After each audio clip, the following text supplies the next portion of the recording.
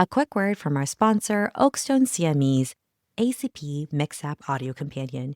You know that feeling when you open up a CME app and get totally lost in menus, modules? I don't have time for that. Or I've had times prepping for an oncology service or a cardiology service and wanted to refresh on that particular specialty and just didn't have time to read. And that's why I love the Mix-App ACP Audio Companion from Oakstone CME. They have done board prep to earning CME and made it so user-friendly with their mobile platform.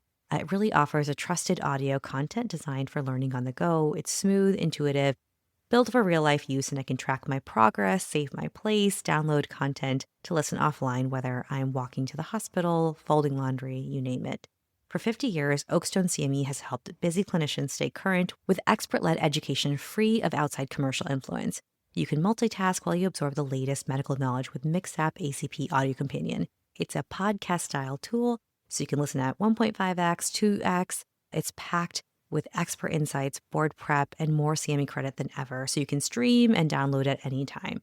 And as a special that's exclusive just for CoreIM listeners, you can use the code CORE25. If you go to oakstone.com/MKSAP, you can use the code CORE25 to get 25% off. And with that, let's get into the episode. There is a saying in interventional radiology that IR is like a bank robbery. You have to figure out how to get in, get out, and get away with it. That's Dr. Jeffrey Weinstein, an interventional radiologist at Beth Israel. And today we are talking all about the mysteries of interventional radiology, aka IR and IR drains. So I can sometimes sense a certain amount of trepidation and nervousness when I get a consult about a malfunctioning drain from IM doctors. And so part of why I'm excited for this episode is to help demystify the everyday basics of some of what we do in IR. And that is Dr. Olamude Ololade, an interventional radiology fellow at Brigham and Women's Hospital. Welcome to the CoreIM 5 Pearls podcast, bringing you high-yield, evidence-based pearls. I'm Dr. Shreya Trivedi, and I'm joined by... Hi, everyone. I'm Dr. Tony Chan, a resident BI, and I'm excited to explore some pearls about working with IR today. It's always been such a black box for me. I hear you on that. Let's get started on the 5 questions we'll be covering today. Test yourself by pausing after each of the 5 questions. And remember, the more you test yourself, the deeper your learning gains. Pearl number 1, nuances of imaging. What is the ultrasound versus CAT scan versus MRI more helpful in consulting IR and for which parts of the body?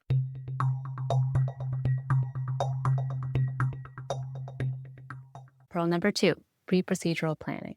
What factors go into the IR pre-op evaluation?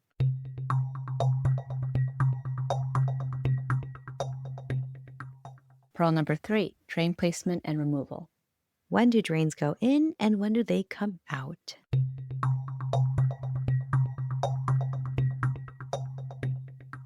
Pearl number 4, troubleshooting drains. When a patient is having trouble with a drain, what are things we can do before we call interventional radiology?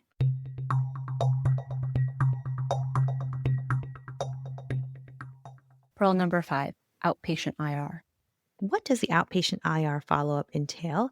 And what does a capping trial of a PCN tube entail?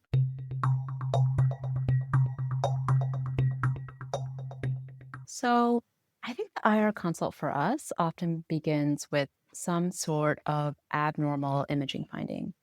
But at the same time, I've also noticed that they'll call back and sometimes ask for additional imaging as well. So we wanted to dig deeper into why IR might ask for one study versus the other. Yeah, so let's get into a couple of the nuances we found out. Starting with one of the more common scenarios that comes up. We're trying to detect a bleed and where it's coming from.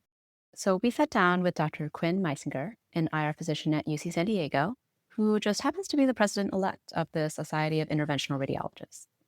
So one of the most important things for bleeding assessment, if you are trying to identify a bleed, is multi-phase, usually CT imaging. So when I heard that, I scratched my head, honestly. I usually just order a CTA for a GI bleed. So that got me thinking, what does multi-phase imaging mean? We also need to have a non-contrast study with no IV contrast and no oral contrast to get a baseline as to are there pills in there with calcium? There are bright spots that are already in the bowel. Are there calcifications and diverticula? The idea is that there can be things that can sort of fake us out. And we don't want to take someone for a procedure that they really weren't And then when we give the dye in the arterial phase, we'll see it in the arteries. And then if we see any dye in the bowel that was not seen before we gave the dye, that is now seen, that means in the arterial phase of contrast, that there's an artery that's contributing to the bleeding that's going to the bowel. And so then that is highly useful for us. And then we can watch on the venous phase to see if it continues to grow. The venous phase is more delayed in time, grow, or we call it blooming, or more accumulate, which will give us a sense as to the rate and confirm that this bleeding is active and ongoing. So it sounds like in multi-phase imaging, the first phase is the non-contrast CT, the baseline image. Then the second phase is the arterial phase where contrast gets pumped out of the heart. And without the first non-contrast study as our roadmap, it would be difficult to separate active extravasation of contrast from, say, calcifications or existing dense stuff in the bowel like pills or food. And if IR does see extravasation, then the third phase, which is the delayed or venous phase, is going to help us confirm that extravasation continues to grow and gives us a sense of the rate of bleeding as well as ongoing activity. And the other thing I didn't appreciate until this episode was how carefully the radiology techs are working behind the scenes to time these CTs in terms of giving the contrast and then shooting the image. So the patient gets injection of IV contrast.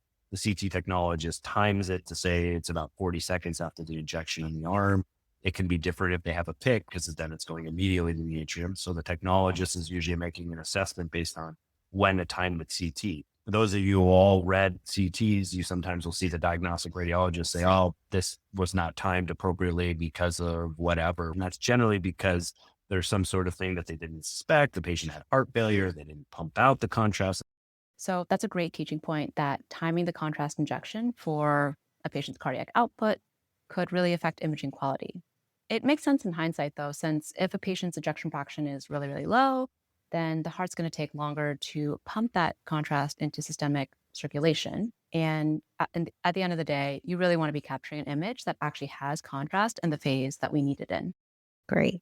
So with that, let's move on to the nuances of ultrasound. And here I want to move on to clot. So we sat down with Dr. Oz Ahmed, an IR physician at University of Chicago, to help break it down a little bit more. Chronic DVT specifically is a misnomer, in the sense that if something is truly chronic, like years long, it's actually there's no DVT. The vein is actually atretic and sort of scarred down. And when I say a clot, I mean, is it any clot, subacute, acute, chronic, versus a truly chronic occlusion, like what we call like a CTO. Those true chronic occlusions, what you actually do see is a ton of collaterals. Now, as a internist or on the medicine side, that may manifest as severe leg swelling, collaterals. That sort of speaks to a very chronic process. So when we say chronic thrombotic occlusion, it's not like there's hard chronic clot that has been sitting there for 5 years and just stayed there. The body doesn't really work that way. It'll always continuously try to dissolve that clot and get it away. But the constant sort of continuous formation of clot in that particular area, say your fem pop or like your iliofemoral, causes the vein to become scarred down and basically destroys the vein. And so you basically just have really scarred down, narrowed vein wall that doesn't allow blood to flow through. And then it feeds on itself, right? Because the more the vein continues to scar, the narrower the lumen becomes, the slower the blood flows, the more likely you are to form acute clot there. And then it just kind of feeds on itself as a cycle. And sometimes I've also noticed consultants ask for a CTV or CT venogram for a clot over Doppler ultrasound and never fully understood why. Usually CTV is going to be very good for sort of the pelvis and the IVC and things that are too deep for ultrasound. Ultrasound is probably good, cheaper, without any radiation penalty, and you can interact with the vein itself, put color Doppler on it, squish it, look at that, things to try and define the clot, if there is any, with ultrasound, with the caveat that it is operator dependent. So if they skip a segment and didn't take a picture and there was a clot in there, theoretically possible there could be a DVT, but the operator missed it in going by it. Whereas a CAT scan, multiple people can scroll through, everything's been saved, and so every image can be scrutinized. Nice. So CTV is going to be helpful for more of those deeper clots in the pelvis or IVC. And then compared to ultrasound, CTV does have some contrast involved. There's almost no other really broad indication that I can think of where I would say, like, I definitely don't need or want contrast. I'd always welcome IV contrast because it allows us to see the vessels, and it also allows us, I'm thinking of now non-vascular interventions like abscess drain placement, things like that.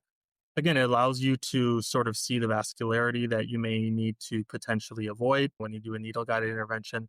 And it also sort of helps evaluate whether something is a mass versus an abscess. Now, that doesn't mean we do every single thing with contrast. If the referring service says, look, we can't give this person contrast, then we do what we can, whether that's half dose contrast or just evaluate without. Similarly, like if it's just like a follow-up scan, right? Like we place an abscess drain. Now we just want to see what the collection looks like. Great. So basically, IV contrast helps us understand vascular blood flow, which is going to be important for any proceduralist. One caution, though, with getting IV contrast that we learned about is if the patient has just gotten PO contrast. PO contrast could make everything that we just talked about significantly more complicated. For example, I'm thinking about a situation where a patient comes in for abdominal pain, gets PO contrast to evaluate for an obstruction, and then later develops a GI bleed.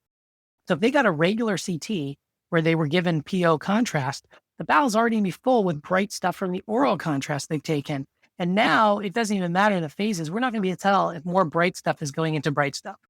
Bright stuff on bright stuff. So that is a tough situation indeed. Now let's switch gears to the MRI. I'm glad we're talking about when an MRI is or isn't helpful because if an MRI is ordered, that often means patients are waiting at least a day or two to get that MRI done. Yes, unfortunately, I think we've all been there on words. I know MRI is great for evaluating soft tissue changes. That's why we'll order it, for example, when there's concern for a ligament injury or when we're concerned about cholangitis, but the CT read isn't a slam dunk. So then we go for MRCP. And so when do we really need to know about those soft tissue changes with an MRI?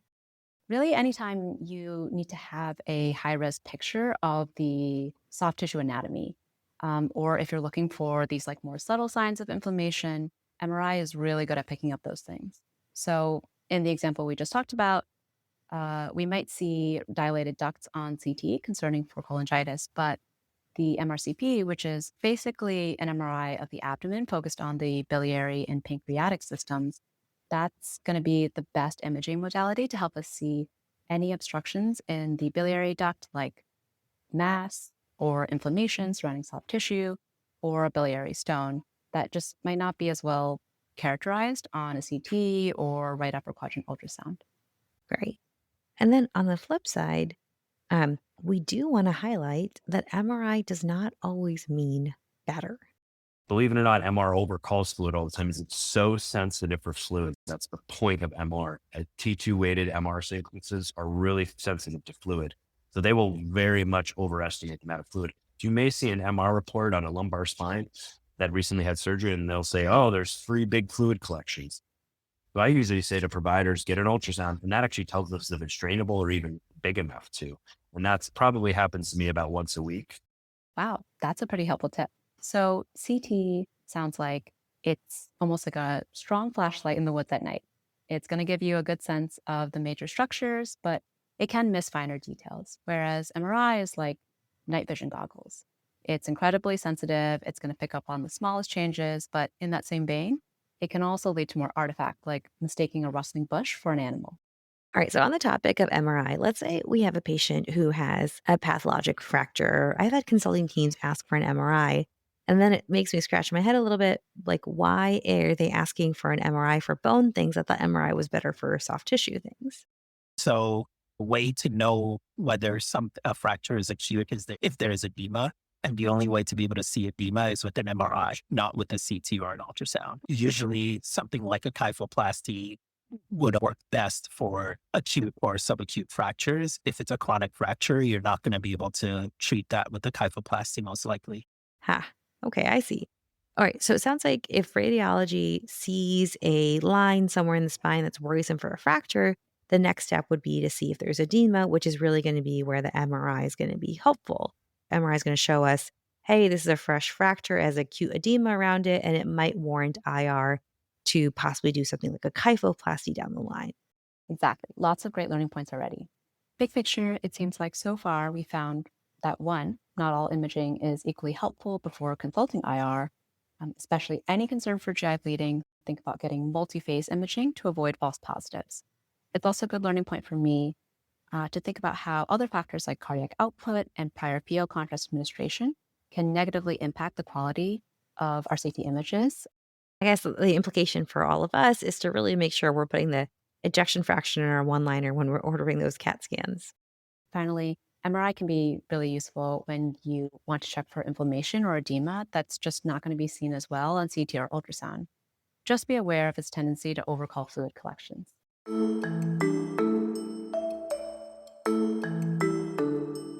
So now that we know a little bit more about some nuances of different imaging, let's get into the pre-op planning part of it. I think so many times we've been there where, patients are sick, surgery is telling us the patient's too sick for surgery, poor surgical candidate, and we reach out to IR instead. So, even before getting into pre op planning, Dr. Meisinger brought up a really humbling reminder on the importance of actually counseling patients and families on whether they should be getting that IR procedure in the first place. I have to be honest with them as I say, hey, here's your option. You're a cholecystoscopy tube. You're an 88-year-old with congestive heart failure, and you've had a bunch of MIs, and you're on an intense anticoagulant that we can't take you off for this procedure. So yeah, most surgeons wouldn't want to operate on somebody with that kind of morbidity.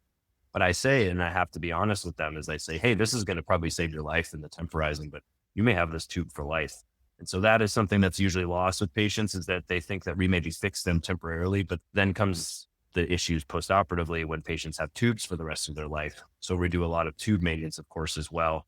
But often that's something where we tell patients where they show up down in the interventional suite, or we see them on the floor and say, hey, you've been sent for a PCI. Did you know you're going to probably have this for the rest of your life? And they say, oh, I've never been told that. So that's part of our informed consent as well, is expectations, how patients are going to do.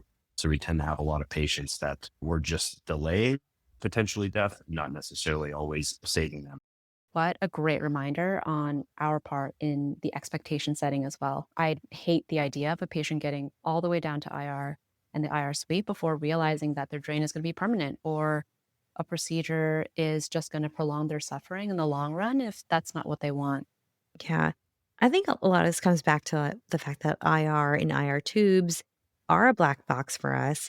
So hopefully this episode will help a little bit in the counseling. But I think the other part of it is also just being a leader and being able to kind of delegate and or even just close a loop, being like, hey, urology, thanks so much for saying the next step is PCN.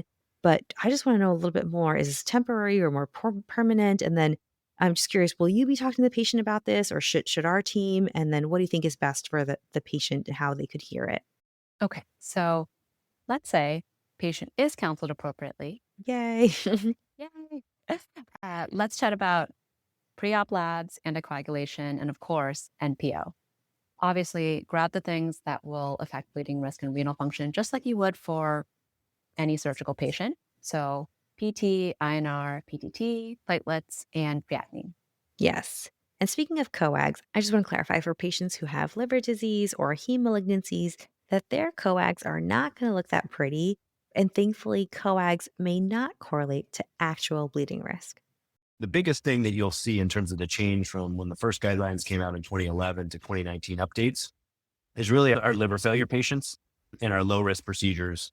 I'll do a bone marrow biopsy with a platelet of 1, because these patients usually have MDS or some sort of leukemia or something that's going on with regards to their hematologic malignancy. And so they need to get it, and their bleeding risk is very low. Paracentesis, I really don't care what their INR platelets are, particularly if they're cirrhotic. If they need it, they need it. Of course, at the end of the day, comfort with pre-op labs is really up to that proceduralist, and everyone has different viewpoints and experiences. IR can be wildly different. The complexity, the tools that they use, the approach that they use can have different levels of risk and sophistication. And not every hospital has the same tools. And so they may do things differently. Now, on the do we stop the blood thinner the night before or the morning of question, of course, it's always helpful, like we've been saying throughout this episode, to talk with your IR colleagues who are doing the procedure on what they feel comfortable with. There is, however, a beautiful infographic from the Gray Matters episode on AFib that also summarizes 3 helpful branch points, I think, to think about. So, 1, how pressing is the indication for the blood thinner? 2, what are the suggested number of days to hold that particular form of anticoagulation? And 3, how high risk is this procedure?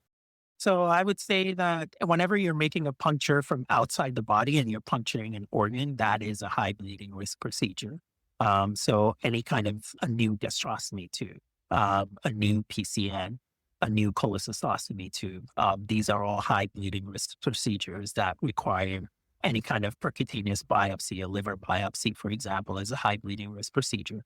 A lymph node biopsy, if it's very superficial and it's in the inguinal region, for example, that's not a high bleeding risk procedure because lymph nodes are not super vascular. So in general, yes, any kind of new puncture will be a high bleeding risk procedure. A routine exchange of a PCN or any kind of tube is not a high bleeding risk procedure, and probably anticoagulation does not need to be stopped for those. There's an SIR, Society of Interventional Radiology app for all the guidelines in terms of how we manage anticoagulation. However, we've changed one thing, and that's generally our management of ports. The guidelines say, oh, you can continue DOACs and stuff like that for ports, where we find a lot of times patients get hematomas within their port site pockets and stuff like that. So we tend to be a little bit more conservative. So, I actually have the SIR app on my phone, and it really does cover anticoagulation for like every single IR procedure out there and more. It even touches on antibiotics pre-procedurally for some of them too, which is interesting. Yeah, and we get no kickbacks for shouting out the app, so Tony definitely does actually have this on our phone and use it. Um, I appreciate Dr. Meisinger's point about the caution with DOACs when it comes to management with ports. I'm curious about antiplatelet meds, aspirin, clopidogrel. What are we doing with those? We pretty much rule the platelet inhibition. So like aspirin and Plavix, most of us will do majority of procedures regardless of whether or not they're on it. Obviously aspirin, much lower risk in terms of that, in terms of Plavix. And then of course we're getting into the more higher powered platelet inhibitors like Prolenta and stuff like that. But there is a risk assessment on us, and most IR providers don't care about aspirin if they've been on it. I was really surprised to hear that IR feels comfortable doing procedures on Plavix. And the teaching point for me is that in low risk procedures, IR guidelines say you don't have to stop any anticoagulation or antiplatelets. And so, what are those low risk procedures? That's going to be typically things in the vein like an IBC filter, lymph node biopsy, port placement. And again, the caveat to all of this, kind of like the running theme of our episode, is that it's, again, of course, up to the proceduralist and how comfortable they might feel doing a procedure on Plavix. Always worth checking in with a local IR team. Okay, so before we wrap up our second pearl, I feel like we have to talk about making patients NPO. I always feel so terrible for our inpatients who are sometimes starving from midnight to 4 p.m., sometimes multiple days in a row, while they're waiting for an inpatient IR slot to open up. Yeah, absolutely. It is the worst. And on top of that, it is crazy to me that the American Society of Anesthesiologists have guidelines from 1998 saying that clear liquids are fine up to 2 hours prior to sedation on any patient who is low aspiration risk. And of course, at the same time, I also understand the aspect that inpatient, it's really hard to know when someone's going to be called on, when there's going to be an emergency, or when a spot might open. So that is also tough too. For sure. Um, and if it's tough for us to project, I can only imagine how much tougher it is for the patient who's actually the one being NPO. I will say one win I've seen at some medical centers is that they've updated their local policies to say, okay, for a clear liquid diet at 2 a.m. and then NPO at 8 a.m. for procedures where only moderate sedation is required. So basically, patients can have the clearest tray for breakfast, which can be something like coffee at the very least. Great. And speaking of moderate sedation, some people like to call it conscious sedation, or I even heard twilight sedation. Can you walk me through the different types of sedation? So let's start with moderate sedation. We can tell most patients getting an IR procedure, just as a benchmark, it's a little less intense than what they'd be getting typically for like a routine colonoscopy. I think our version of moderate sedation may be less than I think a lot of other specialties, because this is just more anecdotally talking to like my GI colleagues and stuff. Their version of moderate sedation is 5 of Versed and like 300 of Fent or something. For us, it's like 1 or 2 milligrams of Versed and like 100 mics of fentanyl, and that's sort of a typical patient. Okay, so it sounds like most things in IR is going to be moderate sedation, similar to what might someone might get at a colonoscopy, or probably less, um, or minimal sedation, which is just one sedative agent.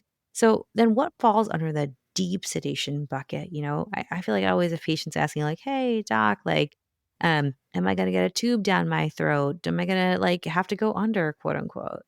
Oh, yeah, yeah. Anything where there's, like, a needle, like, going through an organ, not like a biopsy. We're connecting, like, a hepatic vein to a portal vein, and it's in a lot of ways, it's kind of like a blind stick and things like that, where you basically need the patient very still. There's, like, a precision needed there. The ablations tend to hurt, tend to be painful, and you also need patients to be really still. So, almost all of our ablations are done with general anesthesia. Then again, some of this stuff also depends on comorbidities. Even then, for an IR procedure, they may be too sick to get moderate sedation. So those patients a lot of times will also get anesthesia consults for as well. So like portal vein recanalization, IVC recanalization, anything near the heart where you're taking needles. So like SVC, sharp recanalization, things like that, where like there's a real chance of death. Okay, so yeah, when it's a real chance, definitely good to have some anesthesia on board. So, just to recap our second pearl, before your patient actually goes for that IR procedure, talk with them and their family and other involved consultants who may also be asking for an IR intervention about how those short term benefits actually fit within their long term goals of care. Never be afraid to ask your consultants as well about what pre op labs they want, as well as whether you should hold anticoagulation and antiplatelet agents. But just also know that there's an SIR app out there that can be a really useful resource as well. Finally, it's important to think ahead and touch base with our IR colleagues about what the sedation plan is and how we can therefore maybe avoid unnecessary NPO time, knowing that patients can often be NPO 2 hours before the procedure if it's just moderate sedation.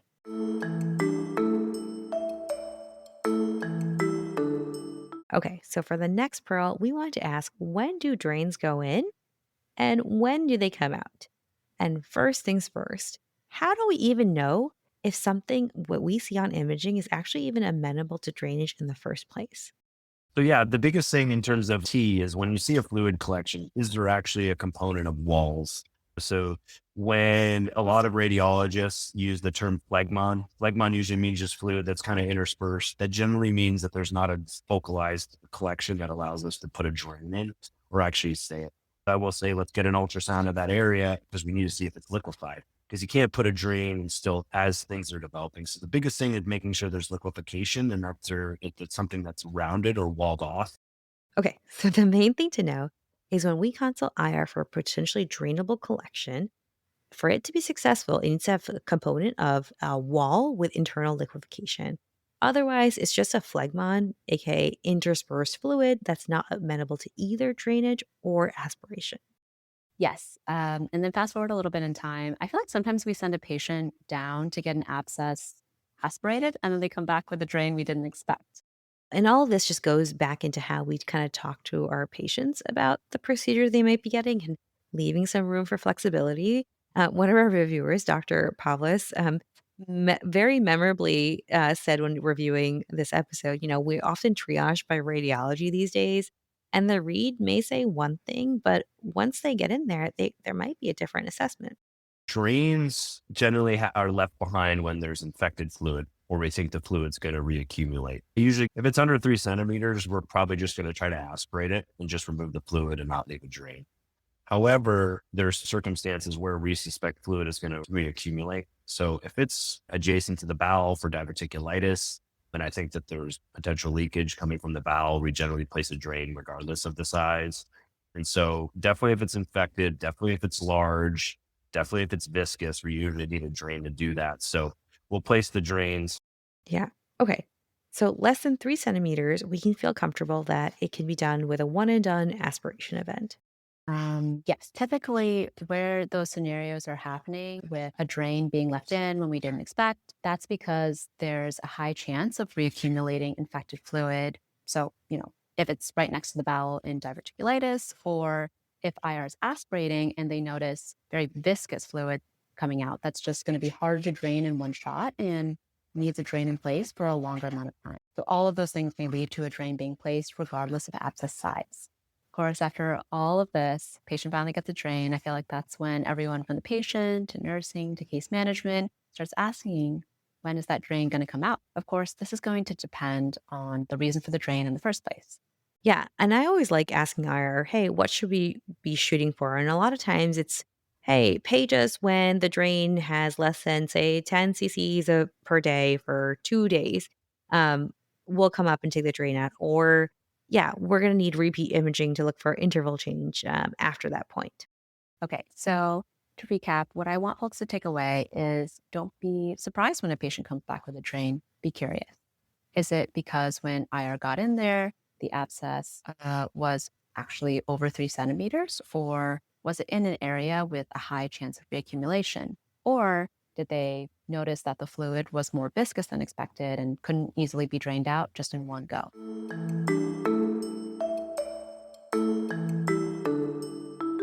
If you're in healthcare, you've probably heard of figs. And if you haven't heard of them, let me just say, total game changer. These scrubs are actually specifically made for us doctors, residents, students, all of us putting in long hours and needing gear that can actually keep up. I remember the first time I saw one of my colleagues walking into a sign out room looking way more put together after a night shift. And yep, it was figs. And I finally tried it myself. And honestly, they live up to the hype. They're lightweight, they're breathable, stretchy, like scrubs that are actually made to move with you, not against you. The fit is clean, modern, but quite functional. Tons of smart pockets, which I love for all the snacks, zippers that don't snag, and actually antimicrobial fabric that is built for the real clinical life. And it's more than just scrubs. Figs is helping outfit healthcare workers around the world. They have their Threads for Threads initiative, which is awesome. And I love that they give back. So whether you're in the ED, rounding, grabbing groceries post call, Figs shows up for you. Go to wearfigs.com and use the code FIGSRX to get 15% off your first order. That's wearfigs.com, code FIGSRX. And with that, let's get back to the episode. A quick word from our sponsor, Washington Red Raspberries.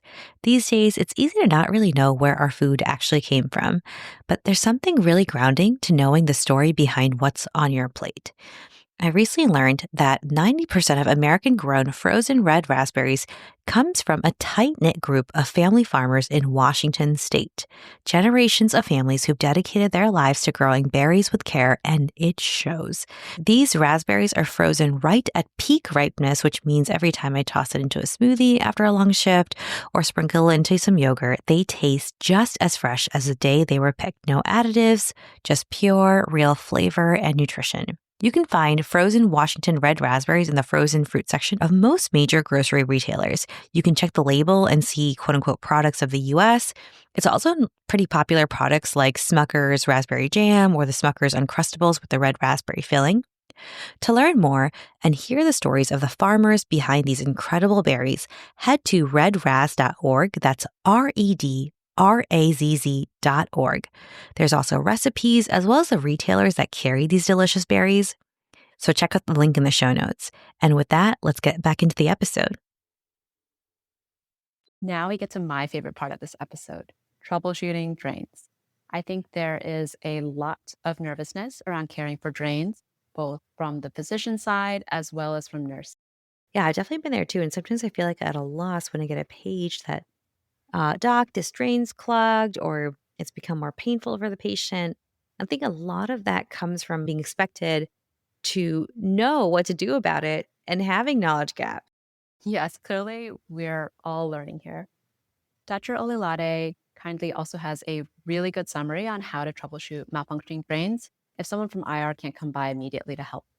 So, as an example, I got a call mid case about a patient whose PCN was suddenly not draining anymore. And so, came out of case, called back and said, "Oh, did you flush the tube?" "I don't know how to do that." What's the response that I got back? And I was like, okay, sounds good. Did you look at the tube? And they're like, well, I don't know how to evaluate a tube.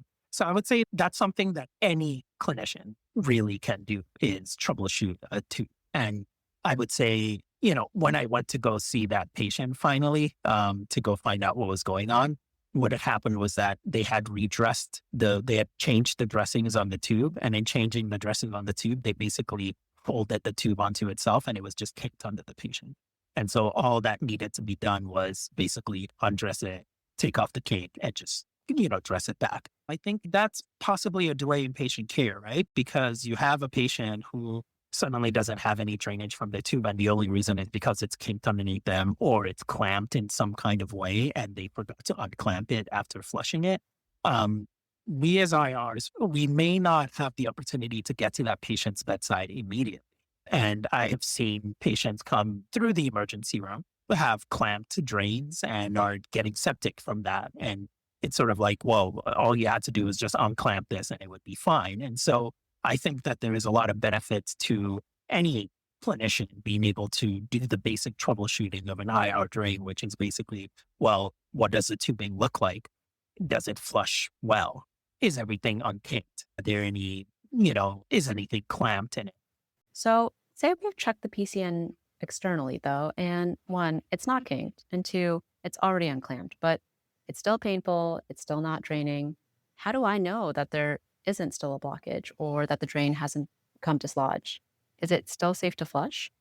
Flushing really is just take a 10 cc syringe, attach it to whatever flushing mechanism that comes with the drain, and open up the port so that the fluid flows towards the drain and push. And if you get a lot of resistance, or if the patient has pain with that, or if it starts to leak from the site where the drain is going into the patient's body, then you know that something is going wrong, right? But if it flushes smoothly, everything's flushing forward, fine, then at least you've ruled out certain things, which is very helpful for us to know when we get the consult that, oh, a particular drain is not working well. So most tubes, when they come through, particularly for biliary abscess and urinary, it's usually related because the tube is somewhat occluded from viscous fluid, incrustations, things like that. So usually you need to flush daily to maintain patency. Ugh, at this point about flushing, I remember too well from the tube feeds episode that I remember the GI doc talking about how often patients get discharged on tube feeds and they come back the very next day in the ER because they were told to flush after the tube feeds went through their G tube or whatever enteral access they have. And maybe they were watching The Price is Right or some other really good show and the feeds kind of got sticky in the tube. And by the time they get around to flushing, they already had a problem. I would say that a good rule of thumb is if you're draining something that's very thick, if you're draining molasses, something that's a molasses texture, that's more likely to get stuck in your drain and clog up your drain. I would probably flush that more often. If you're draining urine, then you could probably flush that less often. I would say once a day for something like that. All right. So at the very least, we're going to try the 10 cc flush. But honestly, I know some of this stuff is hard to visualize while listening to a podcast. So we will link a video in the show notes that actually has Dr. Almude kind of going through some of these, basics of what to check, how to see clamped versus unclamped, because it's helpful to kind of have someone coach us through it. We did want to clarify for listeners that aspirating fluid, aka pulling back with the syringe to see fluid return, is less helpful to IR. Just because you get something back doesn't rule out a blockage further down in the drain, and it can create some unwanted traction if there's a malfunction as well. So takeaway is try flushing, but less utility to aspirating. All right. Good to know. Okay. So what do you do if we do flush and it doesn't fix things? Say, for example, with a PCN tube.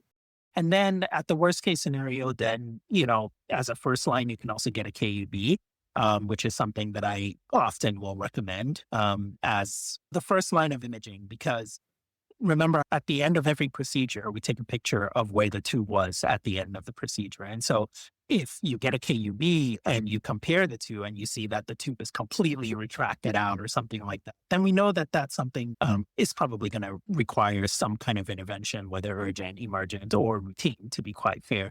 Great. So to recap our fourth pearl on troubleshooting, this is especially important because IR might not always be available to see our patients right away. It's helpful for us to at least know some of the basics, right? Making sure the tube is not improperly clamped, having a low threshold to flush with a 10 cc syringe, and then think about what imaging might be helpful to compare to a prior image and see if a drain might have migrated. And then finally, checking in with our patients and nurses to see how comfortable they've been feeling about drains and flushing on their own to help prevent any future clogs.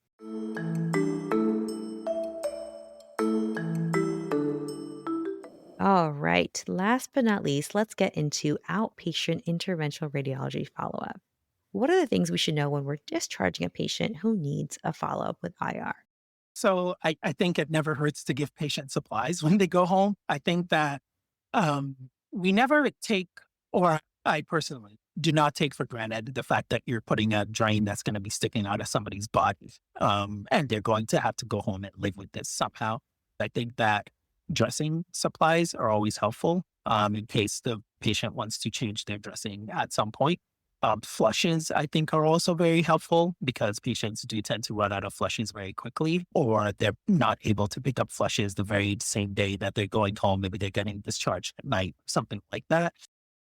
I love this tip, especially because we just emphasize how important regular flushing is and also the reality of our healthcare system. Yes, we do our best to set up patients with VNA services. And yes, IR leaves these wonderful detailed drain instructions in their notes, but things don't always go as planned, right? Once patients leave the hospital and they get discharged, like think about on weekend days or how many patients have said, oh, their visiting nurse didn't come up or they didn't get the discharge instructions. Agreed. We take such meticulous care of our patients inside the hospital. We Yes. sometimes worry about what happens when they're going to leave and have to manage all this stuff on their own, especially if it's a new drain. I personally always feel a little bit better knowing that some of them have outpatient IR clinic follow up. But I'm curious how IR makes that determination of, how long a patient is going to follow with them. As it relates to drains, it really depends on what type of drain it is. Say it's a short-term drain for an abscess, right? We would, potentially see that patient in clinic after a month or two to say, hey, what's your drainage output like? Has it gone down? Which would give you a sense that like, oh, this is healed. And then they can come into IR clinic and we can basically, you know, maybe you do some imaging to make sure that the abscess is truly gone, or you use your clinical judgment of like, oh yeah, it's been enough time and we're fairly sure that this is done. And we can just remove the drain in clinic at that point. In terms of drains that are staying in for the medium to long term, say by percutaneous cholecystostomy tubes or percutaneous nephrostomy tube, those patients, those drains are exchanged with us every 3 months to sort of reduce the risk of infection and also just to defer the possibility that the drain starts to malfunction or gets moved around and things of that nature. So, how then does IR determine when the drain comes out? I've heard them ask for capping trials for PCNs or biliary drains, but what does that entail?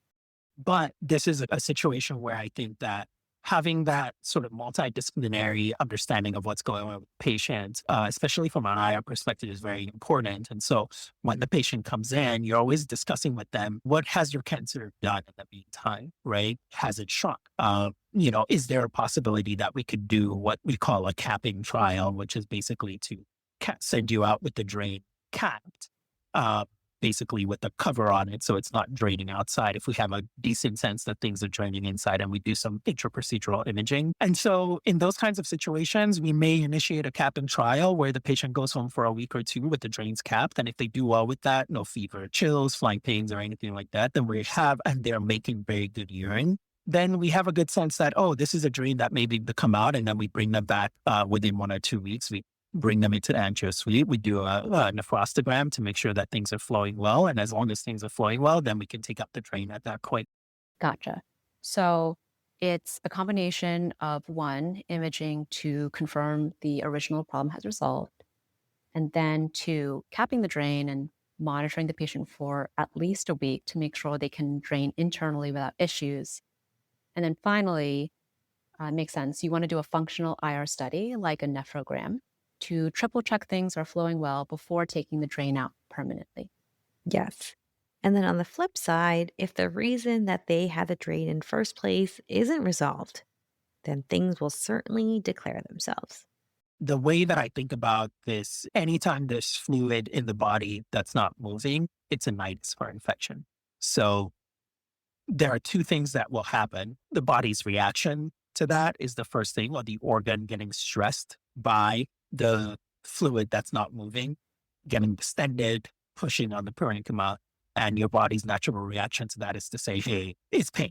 So flank pain, side pain, whatever the case may be in that particular organ, right? The second thing is if that continues to fester, then you get a local infection in that area. And then if eventually that infection spreads to the bloodstream. And then you get your sort of like serious reaction to that. And so I would say that pain, fever, chills, those are the things, with a non-draining system, those are the things that, usually trigger us to say, hey, you probably should come into the emergency room to get evaluated. Okay, so let me take a stab at trying to synthesize everything we've learned this episode through a patient case, which is, personally how I feel like things always really crystallize for me. Let's say you're on oncology and you admit this patient for vague symptoms. They get a CT. It turns out they have pyelonephritis from a new obstructive retroperitoneal mass. The team talks with the patient about a long-term PCN for source control, and the patient ultimately agrees that it's in line with their goals of care. IR does the procedure the following afternoon, and the patient's even able to drink some coffee for breakfast. Fast forward several months, and unfortunately, the patient comes back into your ED from home complaining about fever and, doc, there's some decreased drainage from my chronic PCN. What next? I would investigate, and try to figure out what is causing this patient to have pain. What is causing this patient to have fever? Is the drainage adequate? Do they need a bigger drain in their kit, for example, right? Unlikely. Most of the time, whatever drain is put in is usually going to be adequate. In those situations, I will basically troubleshoot the drain and make sure that it's functioning as perfectly as I need it to function, which is it flushing very smoothly? Is it getting normal drainage out? I may even get a KUB again, just to sort of look and see, is it in the right place? And if all those things check out, then my index of suspicion that the patient's drain is the culprit for causing, the fever, for example, starts to go lower. What a journey. And what a great example of before jumping the gun to why this patient is having these serious symptoms again, go back and check the basics and check the drain. Ah, love it. And that brings us to the end of this episode. Thank you so much for listening. And if you've gotten any value from this episode, our ask is to please share this with at least one other colleague who might also get something out of this episode too. Thanks to Dr. John Pavlis, Dr. Jan Appelboim, and Dr. Adam Strauss for reviewing this podcast. Thank you to Ivana Tang for the accompanying graphics. This episode was made as part of the digital education track at BIDMC. Opinions expressed are our own and do not represent the opinions of any affiliated institutions. Thank you. Take care.